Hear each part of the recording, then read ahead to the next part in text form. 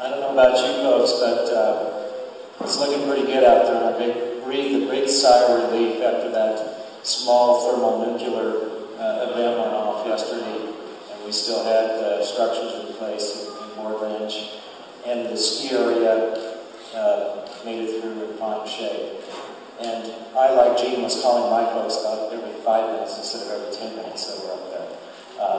But it did work out as well as we could expect for the amount of stored energy that we had on the hillside before it was so I think the Board Ranch folks, it doesn't quite look like the ski area, but there still is a lot of green trees in there. And off the top of my head, I'd say maybe 30% will be green, and it'll be a mosaic. So we can rest easy for the next 50, 60 years in terms of that fire hanging above the area. One thing I wanted to talk about, though, we talk about weather events, and some of the things that we're already thinking about when we have a large amount of watersheds that have been burned with this fire moving through it, is what are the risks that a large thunderstorm cell would present to communities and structures downstream. So we do have a team right out. In fact, they're flying tonight. They jumped on a helicopter at 6:30.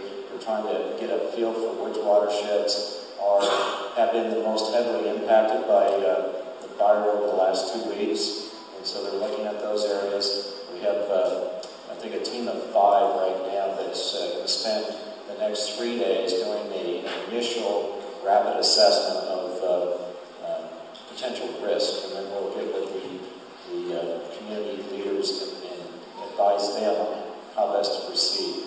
Larry Schoen, one of the county commissioners, he is going to be part of that effort, so we're just going to kind of carry from where we've been with the fire suppression community and the community relationships, and just carry that into the next phase. It's actually several things that are going on at once.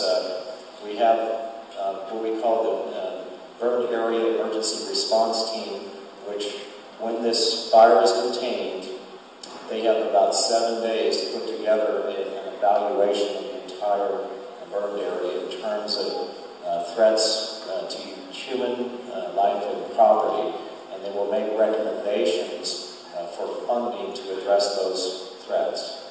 And so that could be projects that would occur over the next immediate, before the winter sets in, over the next couple of years.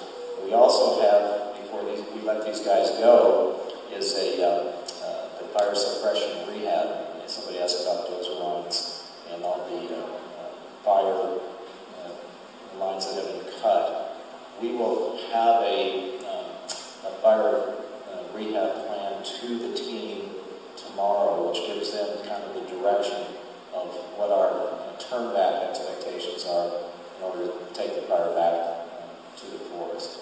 So that's pretty key to kind of get that in place, whether it's this Type 1 team or the Type 2 team that they will transition to. So those activities will occur before we actually release the fire back to us. Probably the other major effort is we're already thinking about, okay, what type of, what's the condition of our trails, other resource values within the burned area that may not pose a risk to human life and property, but we need to take care of it. We call that the black area projects. And so what we're going to be doing is working with volunteer groups like Bigwood Backcountry Trails, and we're going to be doing an assessment of there's 122 miles of trails within the burned area. So we have to look at all those trails and see what type of needs we have to rehab those in terms of trail tread and bridges and whatnot. So we just kind of shifted our priorities for the next 3 months for the local Forest Service office, and we'll be focusing on trying to get as much as we can taken care of and assessed, and then put in the funding request to help us get to a good end state. So I guess one other thing before I take a question is the area closures. We have a large area closure off off to the east of Highway 75 from Silver Creek to the north, all the way down to, I think it was the southern end of the Ketchum District up to the top of the Pioneers. We lifted that today. So we're pulling closure signs so people can get out and utilize the district in areas that have been covered. Questions? There we go. Questions for Curt? Margaret? Is there any way that some of us can volunteer to help in the reseeding effort in the forest or wherever you need us? Can everybody hear those questions now? She asked if we can volunteer to help the reseeding efforts.